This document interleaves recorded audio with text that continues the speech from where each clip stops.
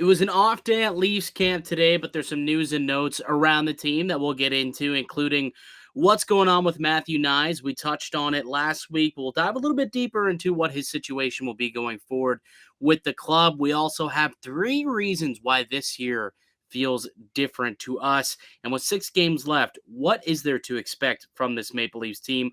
We'll dive into all that and more on today's edition of Locked On Leafs. You're Locked On Maple Leafs, your daily podcast on the Toronto Maple Leafs. Part of the Locked On Podcast Network, your team every day.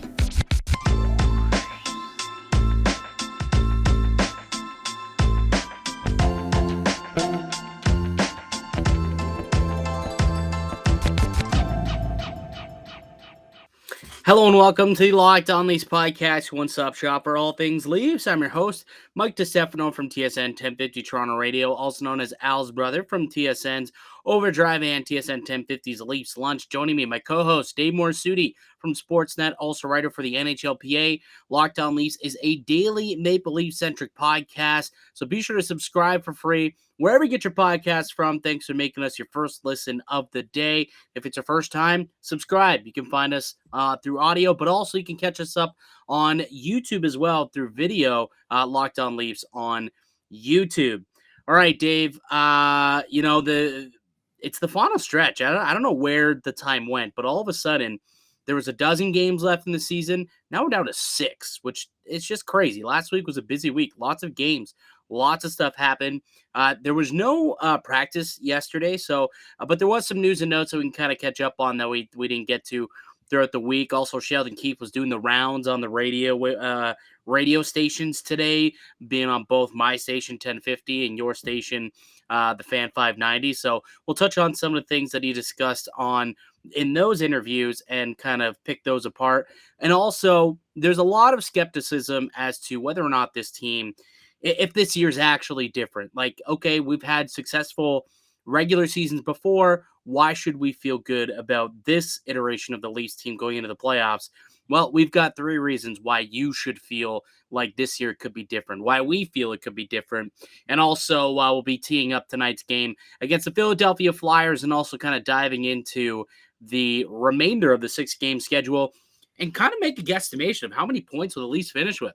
They've already broke a record and set a new franchise high, 106. How high can they go, Dave? We'll get through all that on today's show. But let's start with the Sheldon Keefe news and him kind of doing the rounds today, discussing a couple of topics. Where do you want to start? Do we want to start maybe with the Auston Matthews update? Not really an update, but you want to start there? Yeah, it was. Yeah, I wouldn't say it was an update as you were saying, but I think it's more of a justification of why we didn't see him in that game against the Islanders. And look, he made a good point actually on 590. He was talking to Kipper and Bourne and saying that, they understand that Auston Matthews is trying to reach some career milestones right now. But, that's something they keep in mind. But there's collectively a big picture thing that the team is trying to accomplish here. And we know Auston Matthews is all about everything he's doing on the ice individually. It won't mean anything if he's hearing the same thing at the end of the season, which is they fell short of expectation. Yeah, Rocket could end up with a Ted Lindsay this year, could end up with the Hart. If he doesn't end up with at least one playoff round victory, I don't think any of that would matter. I think he would trade it all in for success in the playoffs. That seems to be what the message has been from not just Sheldon Keefe, not just from Auston Matthews, but from Mitch Marner. You heard Kerfoot echoing the same stuff, Morgan Riley echoing it post-game on, after the win against the Islanders, after they set those new team high records. It's just really, I look at that and it's it's a practice what you preach type of approach. You know what I mean? Where they're preaching it, and they've been saying this all along, that there's one goal in mind, and that's to have playoff success, and they don't care about the individual records. Now, we could be saying, come on, they care. They certainly got to get that done. But then you look at a game, what it sounded like to me was almost as if it was a rest day for Auston Matthews. And I'm sure there was some sort of bump and bruise at this point. I think everybody's dealing with something. No one's 100% when you're down to the final 6 games of the regular season, but it sounds as if it was more of a rest day than really healing an injury that could linger or that could hinder him going forward, which to me, that's a positive I think we could take out of it because we didn't really know exactly what the situation was. We knew that if it were a playoff game, he could have played through it. But it sounds like it's not something that should linger and shouldn't worry us going forward. So I think that is a positive that we could take from the kind of media availability that Keith had today when he was joining the local radio stations. Something else that he said, well, didn't really say, but I thought it was interesting. He was asked a couple of times whether or not what he's going to do with the lineup, and what he said was the lineup could be fluid, which I thought was real interesting. I think maybe later in the week or perhaps next week we can kind of dive into it and we can put together our lineup projections. Everyone's getting ready to do that with the playoffs ahead. But it seems like, and this is basically what Sheldon Keefe said, the internal competition from having a fluid lineup has brought the best out of all these guys. Whether you're talking about, the 7 guys who've been rotating in and out on defense, or you're talking about that fourth line, which has played a lot better as of late, as guys have really had to play their way to stay into the lineup. So I thought that was an interesting comment that he said could even be fluid come game 1, 2, 3 in the playoffs. It's not necessarily something to pencil in, or it's not something that'll be penned in. It'll be penciled in and could change between game 1, game 2, game 2 and 3, whichever. So I thought that was some interesting commentary as well today. Yeah, and look, we have seen the Leafs have to make adjustments based on injuries in the playoffs, Right. and it generally hasn't worked. I mean, I'll say this: when Tavares went down the playoffs last year, the Kerfoot, Nylander, Galchenyuk line did pretty well in his absence. Yeah. I think Keefe, seeing what the team has been through this year and knowing injuries can pop up out of nowhere, he doesn't want to get stuck in a situation where guys aren't used to playing with each other, right? I'm a fan of trying different things. Obviously, the top line of Matthews, Marner, and Bunting, like you're not going to touch that Yeah. because there's really no reason to touch it. That's in stone. Yeah, That's in stone. but the rest of the lineup, considering there hasn't been as much consistency throughout, really the only consistent thing has been the third line of David Kampf, Pierre Engvall, and then it's almost like Whoever is playing there. yeah, Yeah. someone riding shotgun on that line. So I think if you're Sheldon Keefe, you're just trying to see what works and what doesn't work, so that when you do need to make an adjustment, you can say, all right, I know in this certain situation, we can throw these guys out there and they can do this certain thing. Or we're in this sort of scenario in the game. All right, let's now get this trio out there. It's a bit of matching, and obviously you don't want to continuously change things up and throw guys in a loop a bit. But I think it's getting the players used to that idea so that it doesn't throw them out of sorts when he does make those moves. To give our folks here and our listeners a little bit of a tease, um, if you were to put together a lineup card, do you think you would be reuniting Matthews and Nylander for game 1? Or do you believe that those two might remain split up as you approach the playoffs? Because if you're going to put them back together, you would think you want to give them a few games to kind of get back into the swing of things before just throwing them back together in the playoffs. Not to say that won't work. I mean, those guys have played a lot together, so it might not take them a lot of time. But if that's going to be your plan game 1, you might want to do it by, I don't know, game 77, 78 of the season. So I think you meant Tavares and Nylander. Sorry, yes, Tavares and Nylander. Yes. Just in case, I'm trying to protect you from the comment section. Who did I say?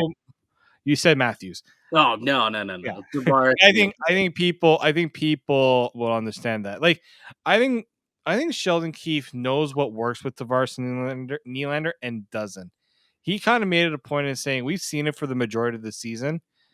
We can go back to that anytime. Yeah. I feel, and when it's not like Nylander and Tavares don't know how to play with each other. It's just there's something that wasn't clicking there, and it was good to try different things to see what gets them going. And then maybe when you do eventually bring them back, it'll throw a lot of teams out of like when you throw Tavares and Nylander over the boards, a team might go, "Oh, we haven't seen this in a while. Like, what exactly can we expect?" So it gives a little bit of mystery as well for the opponent when they're trying to scout. Because Sheldon Keefe did mention that like this is a point to now to scout different things, see how different things work, and why give the other team a chance to see what Nylander and Tavares look like now versus you throw them in the playoffs? It kind of throws the throws thing there a wretch into the maybe the defending of what the other team is trying to do. Yeah, so that'll be an interesting thing to kind of keep an eye on over the last few games is what does this lineup look like? Is there still some tinkering, still some, getting a look at different players on different lines and kind of seeing what you got here? I'll be curious to see, who comes out of lineup. Does Tavares have a rest night at some point here? Like there's a couple of guys who may end up doing it. I think last year, didn't Morgan Riley sat out the last game of the season himself just to get ready for a playoff run. So yeah, I'll be curious to see what happens, and we'll get more into what to expect over the next 6 games in just a little bit here. But before we get any further, I do want to tell you about one of today's show sponsors, and that's BetOnline.net. It's your number one source for all your betting stats and sports info. Find all your latest sport developments, league reviews, and news, including this year's basketball playoffs, the NHL playoffs just about to get underway, and the start of the Major League Baseball season. BetOnline is your continued source for all your wagering needs, information from live betting to playoffs, esports, and more. Head to the website today or use your mobile device to learn more about the trends in action. BetOnline, it's where the game starts. Welcome back into the Locked On Leafs podcast. I'm Mike DiStefano. I've got Dave Morassutti with me, my co-host here on this Maple Leafs pod, Locked On Leafs, the best and only daily Maple Leafs podcast in all the land. You can find us on YouTube, Locked On Leafs. You can also find us wherever you get your podcast, Locked On Leafs as well. Dave, couple last little newsy items to kind of tie up here before we move on and getting to a discussion about why this year feels different. First and foremost, can you cue up that Matt Barzal thing for me here? We got some information today. The department, I don't know, is it the Department of Player Safety that also Yep. Okay, so the Department of Player Safety sent out a little memo to the NHL with all the players who had gotten fined. Matt Barzal finds his way on that list. You might be thinking to yourself, Matt Barzal, what did he do? And it's a $2,500 fine. And if you want to hit play for our YouTube friends, you can watch the play here. This was discussed during the broadcast. It was when Matt Barzal on the bench leans over and grabs Marner's stick and quite literally like interferes with him. I'm surprised he didn't get a penalty. Obviously, the officials didn't see it, but certainly should have been a penalty of some kind. But he ended up actually getting fined for that $2,500 for Matt Barzal. Thought that was kind of funny. I've never seen, you know what? I've thought about whether players ever attempted that or tried that before. Now that I've seen it, it's like, this is just so weird and just so dumb. Like, what makes you think you're going to get away with that? Like, here's the thing about broadcasts. And like, Yeah, I especially know at the National League. Like, if you're playing, beer league, or if you're, somewhere where there's not 18 cameras in the building, you exactly. might be able to get away with it. Like, even potentially at like the ECHL level, there's only a couple of cameras in the building, and they don't have ISO cams on players and on the bench and whatnot. You might be able to get away with it. But it's the National Hockey League, pal. You're not getting away with that. No. And like, I don't know what he was thinking was going to happen in that scenario. Like, obviously you can see that they kind of say something. I should have probably not taken it down just yet. But they were saying a few words to each other before before Yeah. Barzal Well, grabbed him. they know each other well. And after the game, Marner was asked about it on the broadcast, and he kind of chuckled. He was like, "Yeah, that's never happened before." He's like, "I know him growing up together. They're in the same draft. They grew up part of, he's Canadian, I believe. They would have played together in like, U18s and World Juniors and all that. So, they know each other pretty well growing up playing against each other. So he kind of found it funny, but I'm sure Barzal, a $2,500 fine for just a little tiny jersey tug. It's probably not what he expected, and he's probably like, "Are you kidding me? Like, really? Are you serious?" And it's just kind of a funny thing there. Lastly, why don't we talk a little bit about Matthew Knies, because we haven't had a chance to talk about him. So we do know we talked about this a little bit on Friday, just that he decided to go back to Minnesota for a sophomore season. Knies, the second round pick from the Maple Leafs in this past year's draft, he's quickly become what a lot of scouting people are calling a steal of the draft at this point, getting him late in the second round, and he's turned into a first round prospect. And he was a guy who could have come out and potentially could have joined the Maple Leafs on a playoff run. Instead, decided to go back for a second year of college to Minnesota. He made it all the way to the Frozen Four semifinals, and then I guess he decided, you know what, I want to try and win next year. I'm going to go back and be the guy, an extra season of off season of bulking up, a year to get that much better, to be, a difference maker, potentially contend for a Hobie Baker Award. I don't think it's a terrible decision for Matt Knies to go back for himself. Although I would have liked to have him as an option for the Maple Leafs, it's probably best for him and his development to go and kind of be a superstar in the collegiate system in the NCAA than to be kind of a tweener type of player for the Leafs next year. Yeah, and look, I know that people have seen what Matthew Knies has done, during the Frozen Four tournament and when the spotlight was really on him.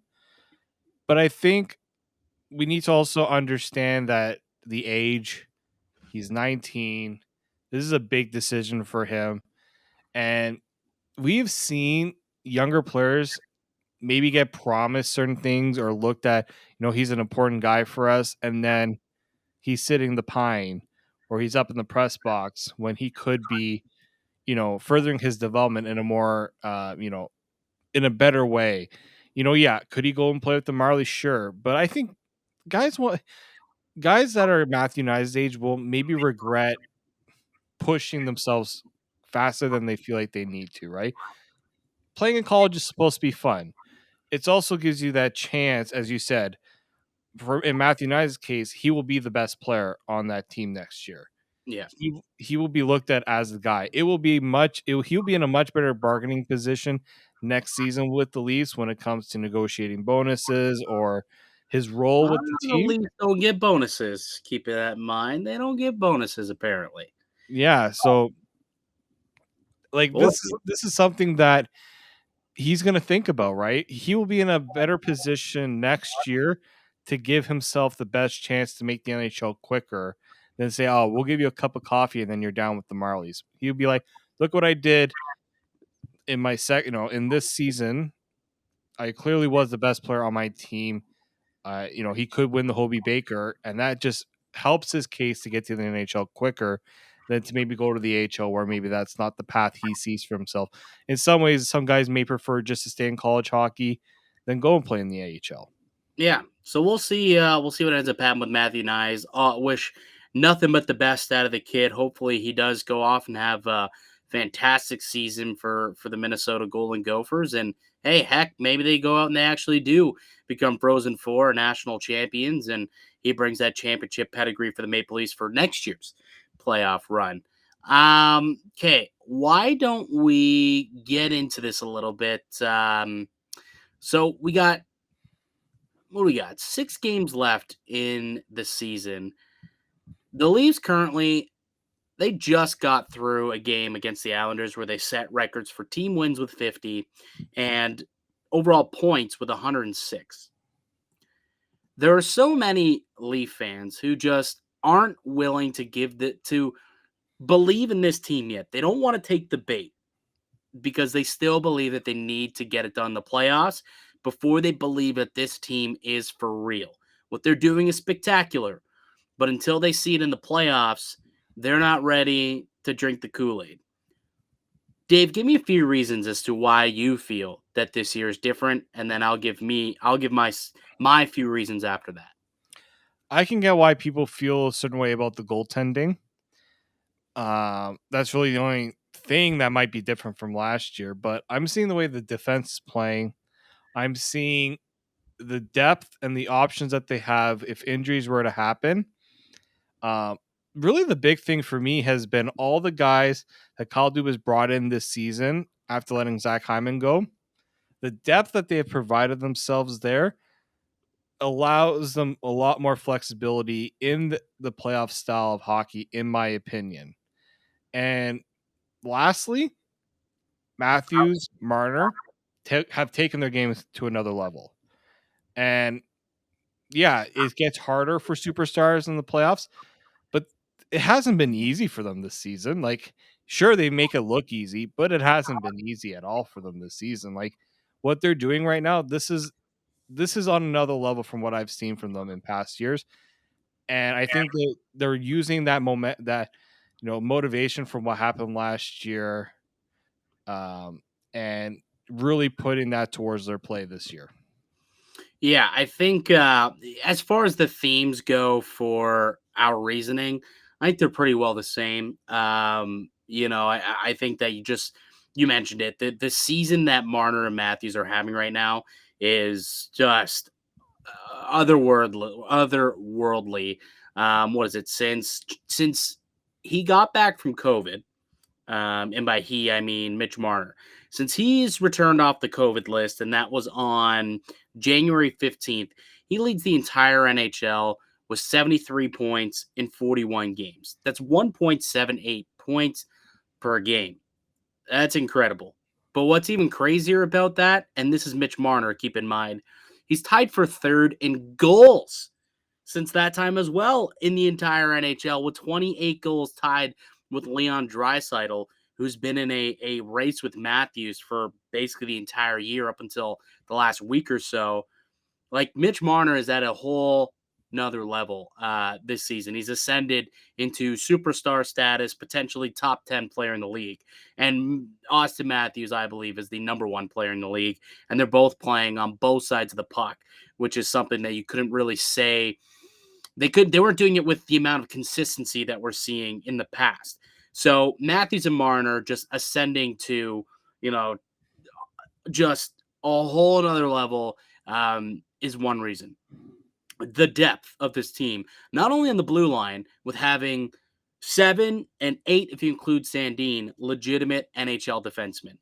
You add a guy like Ilya Lyubushkin, who's really added a certain element to this team that they missed, the nastiness, and then just a guy like Mark Giordano, who does a little bit of everything and does it all extremely well. And he brings that veteran presence to this blue line as well, which has helped elevate guys like Liljegren, guys like Hall, and really whoever he's played with.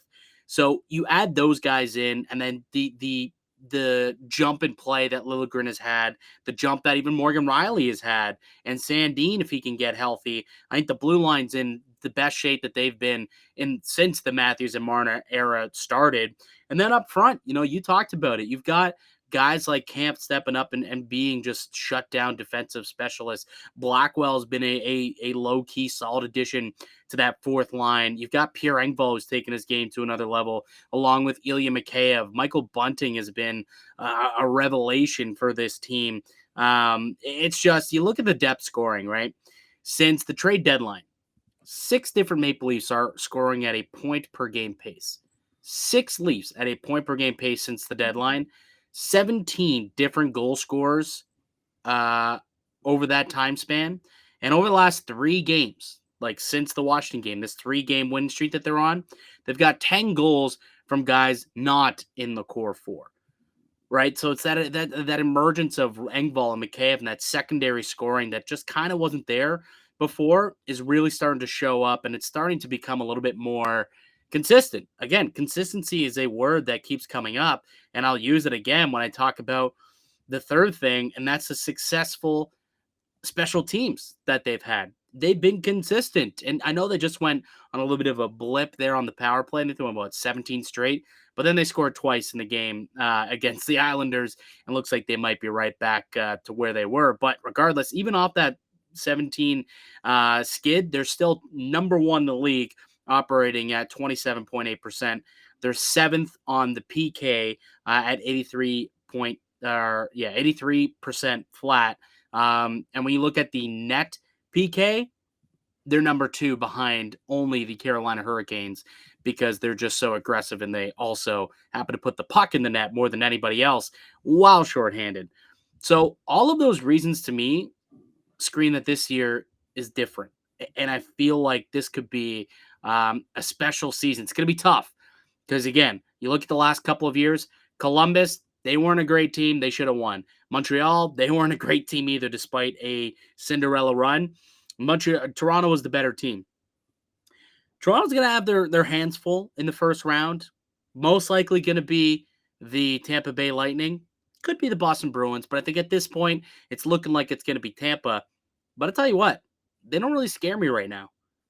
It seems like that's a team that might be getting a little bit tired after a couple of back-to-back cup runs. We haven't seen three-time 3P champions since, I guess, the Islanders of the 80s, right? And there's a reason for that because it's so hard to do. It's so hard. It's so physically demanding. You couple that with the ascension of this Maple Leafs team, I really think that they have a pretty good shot with home ice advantage to beat this Tampa Bay Lightning team. I really, really do. This year could be different, pal. It could be different. It could be special. And just to add a final thought on that, which I'm looking at the Tampa Bay Lightning's last few games. They're not doing well against teams in the playoffs. No. They're beating up on, well, not even beating up. In some cases, they're barely beating teams that are out of the playoffs. Like, really, they're like, I'm looking, they've lost to Washington, they lost to Toronto, they lost to Montreal, they lost to the Dallas Stars, who are in the playoff picture right now, lost to Boston, lost to Carolina, lost to the Rangers. These are teams that, if I'm the Leafs, you have excelled against the best teams in the league, and you're pretty much doing a reverse flip of what the Lightning are doing right now. Toronto's got the best winning percentage amongst playoff teams in the Atlantic. That's including the Florida Panthers, who might end up winning the President's Trophy. Yeah, they've won like what 10, 11 games in a row, like 10 straight. It's wild. Yeah, like it's ridiculous. But like that's, I think, if you're a Leafs fan, seeing the Tampa Bay Lightning, as you said, not performing as we have expected, maybe it has a lot to do with the fact that they have had to push certain guys, maybe to a point that they just can't perform at the level. Andrei Vasilevsky hasn't really looked like Andrei Vasilevsky a lot lately. No. Like that's a lot to ask of a goaltender who he's being paid a lot of money to do a lot of good things. He's been like I don't think I would have expected to see Andrei Vasilevsky below a 920 save percentage. Is he right now on the He's year? at a .917 save percentage. Wow. Yeah, that's kind of wild. And I didn't expect that either. To see when he's not at that elite level. Look at where the Tampa Bay Lightning are. Yeah, top of the league. It'll be interesting. That said, like, I definitely am not gonna come in feeling like the Maple Leafs should feel like they should absolutely roll into Tampa and beat them in 4 or 5 games. But I'm not saying that the Maple Leafs should feel like it's not their year. I don't know if they're necessarily like massive underdogs against them. They may even be favorites. It's going to be interesting to see what BetOnline feels once all that comes in, once the playoff matchups are officially set. All right, Dave. Why don't you tell the good folks about our show sponsor, Rock Auto, and then after that, Dave, we'll kind of tee up the game tonight against the Flyers, and we're going to make a prediction for how many points this team finishes with. And we're going to look at the rest of the schedule, which does include a matchup with said Tampa Bay Lightning. But first, rockauto.com. Yep. If you're one of those people who like to try to find the best deals out there for your auto parts needs, go and check out rockauto.com. Wind you the pointless receiving the intimidating questions, asking what type of Odyssey, are you an LX or an EX? God knows sometimes I don't figure that out sometimes. And why wait for a person behind the counter to order the parts on the computer that you can easily get at home? You have a computer with access to rockauto.com in your pocket. Save time and money when using rockauto.com. Rock Auto is a family business serving do-it-yourselfers for over 20 years. Rock Auto's prices are reliably low for every customer. They have everything you can need, from brake parts, tail lamps, motor oil, and even a new carpet. Go explore their easy-to-use website today to find the solutions to your auto parts needs. Go to rockauto.com right now and see all the parts available for your car or truck. Write down Locked On in their How Did You Hear About Us box so they know we sent you there. Amazing selection, reliably low prices, all the car parts you'll ever need at rockauto.com. Welcome back into the Locked On Leafs podcast. Mike DiStefano and Dave Morassutti with you. We're your hosts here at Locked On Leafs. And if you haven't already, please hit subscribe if you are listening on YouTube or watching on YouTube. If you're listening via podcast, thank you for subscribing. Hopefully you come back each and every day as we do put out content Monday through Friday, every day for y'all. And we try and be as up to date and in the know as possible. And we found out as we did our giveaway for the Auston Matthews stick, how many like international listeners we have. I know there's tons of them on YouTube. I know there's a few that also have been along for the ride before we got to YouTube that have been loyal listeners to the audio version of the podcast as well. So appreciate everybody for listening. And if this is your first time, hopefully you've enjoyed it to this point, and hit subscribe, like it, leave us a comment, let us know your thoughts and feelings on the pod, and let us know if you feel like this year is different. I know we just talked about it, why we feel it's different, but what about you? Or why are you skeptical? Go ahead, leave a comment below on YouTube, and if you are listening, maybe you can leave it on Twitter. You can check me out at Mickey_Canuck or Dave at D_Morassutti or the show at Locked On Leafs. There's a game tonight, Dave. There is a game tonight. The Maple Leafs hosting the Philadelphia Flyers at Scotiabank Arena. Puck drop, I believe, at 7 o'clock tonight. So last time these two teams played, it was kind of an interesting game. The Leafs crushed Philly 6-3 by playing poorly. They did not have a very good game. Lots of breakdowns, and they just Philly's just that bad where it's that easy to beat up on them. But Toronto didn't play their best. You expecting a much better situation tonight? And if you're Sheldon Keefe, who starts tonight? You going with Jack Campbell, or you going with Erik Källgren? I feel like they're really trying to keep Jack Campbell fresh. And I feel like this is a game where it's easily could be Erik Källgren's net. With Tampa being their next game, give Jack Campbell the night off. Let him prepare for that game. And I feel like the Leafs play differently when it's Erik Källgren in net too. It's a little different with a team like the Philadelphia Flyers that can be an opponent you underestimate, as we have come to see from this team. Yeah. Maybe you decide you're not going to let your young goaltender be thrown out to the wolves with some poor play. So I think that would, I feel like this is one that you can get Erik Källgren in there, keep a healthy rotation so that Jack Campbell's not getting thrown out, too much Right. into the playoffs. Right, and there's a back-to-back this weekend too, so he'll end up getting one of those starts, and Källgren will get another one of them. I mean, there's 6 games left. The way that I look at it, they'll probably go 3-3.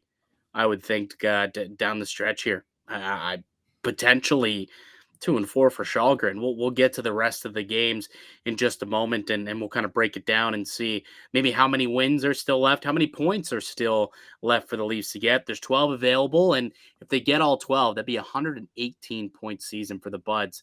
It's insane that they could finish with 118 and not win the division. Absolutely asinine, if you ask me, but that is what it is.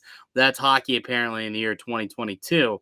But in terms of some other guys, we don't really know anything yet, so I guess it's all speculation. We're just kind of guessing. But in terms of Jake Muzzin and Auston Matthews, at the time of recording this, we don't know what's going on. We're recording like the night before, technically. So as of now, still undisclosed injuries with the two of them, but with a game against a Philadelphia Flyers team who you look at shouldn't be too difficult to pull away with 2 points and get the win without those guys. Do you give them one more game of rest before you head out to Tampa Bay?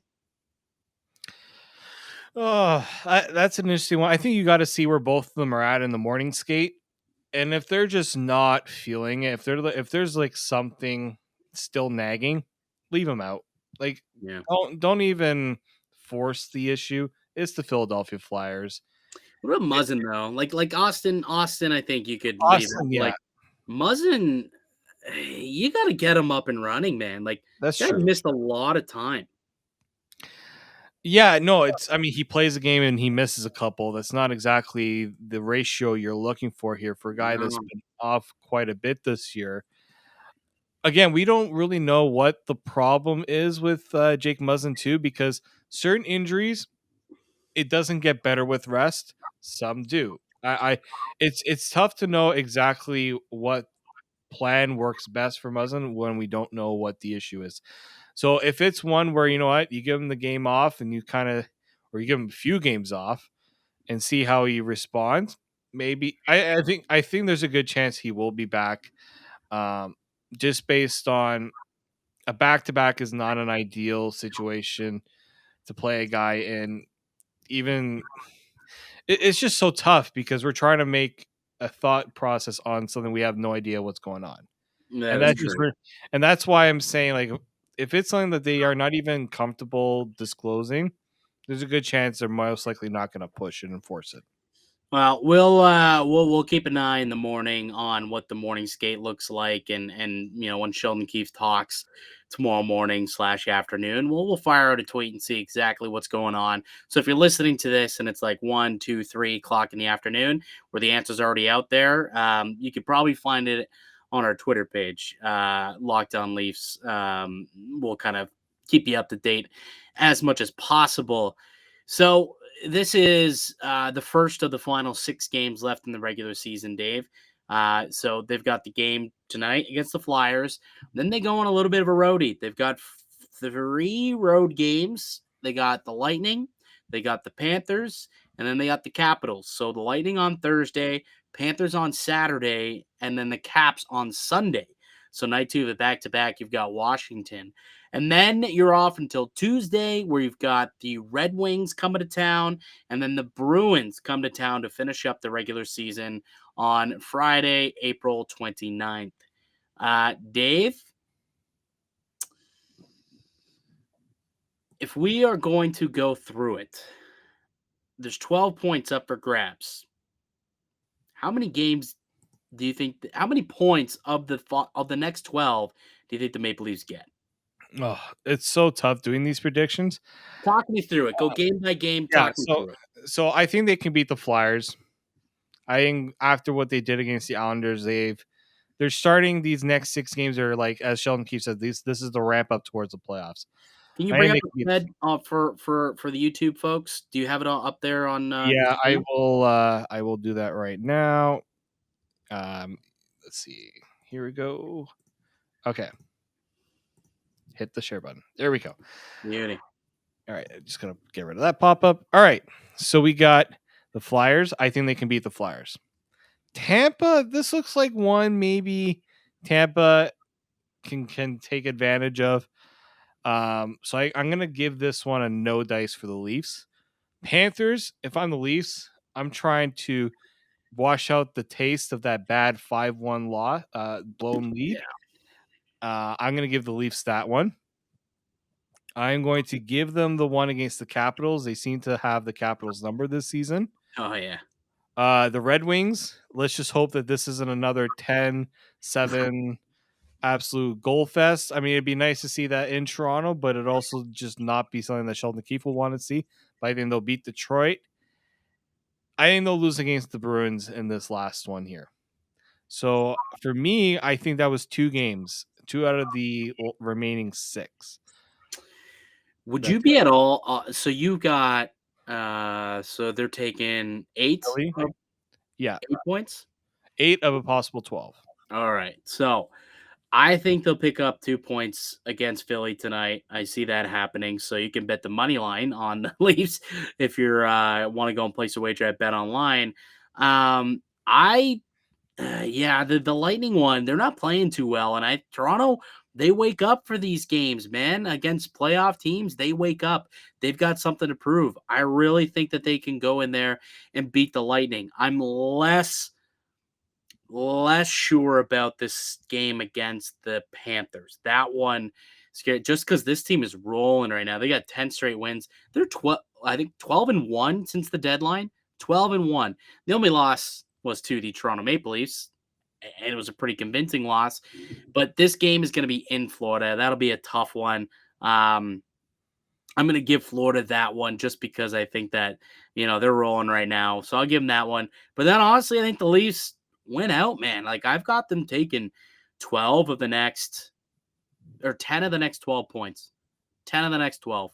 Wow. So That's they're what I gonna got. win 5 of their last 6 games. That's gonna be quite I think they split the series Florida. in Florida and win the rest. Now, what may change things, it might not, but what may change things is what you do with the goaltending situation. Because there's a scenario where I could see Jack only getting 2 games. You can get probably the Florida games, or maybe you start him in Tampa, and then you start him in Washington, potentially, on night 2 of a back-to-back. And then you kind of give Shalgren those games against the Detroit Red Wings and then the final game against the Bruins, just because it's the final game of the season. And typically, if you've already got home ice advantage and there's no, seeding difference if you win or lose that game and it means nothing, typically you don't go with your starter on the last game of the season. You go with your backup. So I can see a scenario here where Jack only gets 2 more games out of the final 6.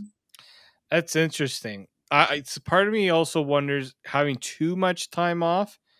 There's always that idea of do you want him to be off for like a week? I think maybe if you're gonna do something like that, you maybe try to curb it where he doesn't play the final game of the season, but he gets the one against Detroit, something like that, and then some of the road games you put Shalgren out there just so that he's, you're not throwing Campbell out there. Obviously there's a little more break. There's some breaks in between. I mean, we get the back to back against Florida and Washington, so he's definitely playing one of those. Mm-hmm. But other than that, I don't want I don't want to play him last game of the season. He gets hurt, and you're just like, well, why did you play him in a nothing game? I Right. also don't want him sitting for about a week, and he comes out game 1 and he looks sluggish because he's been off for a little bit too long. A But sifter week anyway, because the playoffs don't start until like the following Tuesday or Wednesday, whatever it is. Right? Round 1 won't start until the following week. So he's going to be sitting for a week regardless if he plays that game against the Detroit or not. true. I don't know. I think he either plays 2 games or 3 games, but I don't see him starting 4, I think is what I've decided Okay. down the stretch. I think he's either going to split 50-50 with Shalgren or Shalgren ends up getting a bulk of these games. We'll see. We'll see what ends up happening. All right, Dave, I think that's going to do it for today's show. It was a lot of fun, as per usual. I'd like to thank everyone for listening and supporting the show. You can subscribe to the Locked On Leafs podcast on all podcasts and platforms and receive daily Leafs content Monday through Friday. Follow myself on Twitter at Make_Canuck. Follow Dave at D_Morassutti. And follow the show at Locked On Leafs. And also subscribe to us on YouTube. Locked On Leafs on YouTube.